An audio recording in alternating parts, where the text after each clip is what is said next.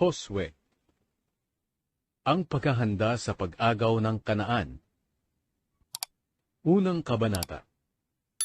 Nang mamatay na si Moises na lingkod ng Panginoon, sinabi ng Panginoon sa kanang kamay ni Moises na si Josue na anak ni Nun, "Patay na ang lingkod kong si Moises.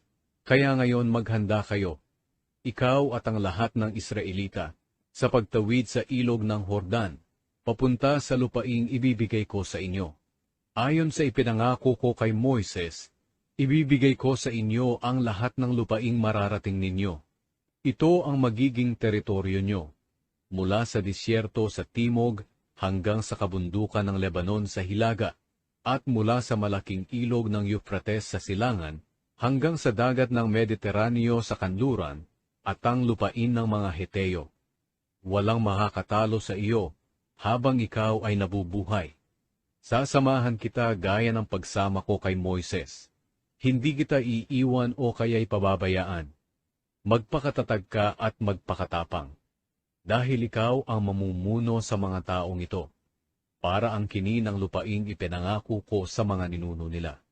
Basta't magpakatatag ka lang at magpakatapang. Sundin mo mabuti ang lahat ng kautusan na ibinigay sa iyo ng lingkod kong si Moises. Huwag mo itong kalilimutan para magtagumpay ka sa lahat ng ginagawa mo. Huwag mong kalimutang basahin ang aklat ng kautusan. Pagbulay-bulayan mo ito araw at gabi, para malaman mo kung paano mo matutupad ng mabuti ang lahat ng nakasulat dito. Kung gagawin mo ito, uunlad ka at magtatagumpay. Alalahanin mo palagi ang bilin ko sa iyo. Magpakatatag ka at magpakatapang. Huwag kang matakot o kaya'y manghina, dahil ako, ang Panginoon na iyong Diyos, ay sa iyo kahit saan ka pumaroon.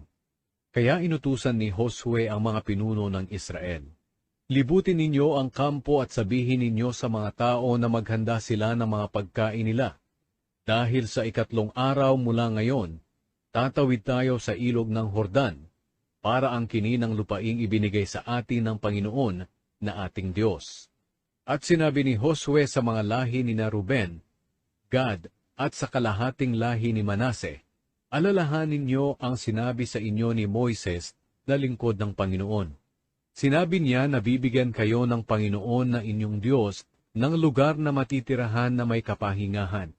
At ito na nga ang lupaing ibinigay niya sa inyo, ang silangang bahagi ng ilog ng Hordan. Mananatili rito ang mga asawa, mga anak at mga hayop ninyo. Pero dapat mauna ang mga sundalo sa pagtawid sa Hordan para tulungan ang mga kapatid ninyo, hanggang sa masakop nila ang lupaing ibinigay sa kanila ng Panginoon na ating Diyos. Pagkatapos maaari na kayong bumalik dito sa silangang bahagi ng Hordan, para ang kini ng lupaing ito na ibinigay sa inyo ni Moises na lingkod niya. Sumagot sila kay Josue, Gagawin namin ang lahat ng sinabi niyo, at pupunta kami kahit saan niyo kami ipadala.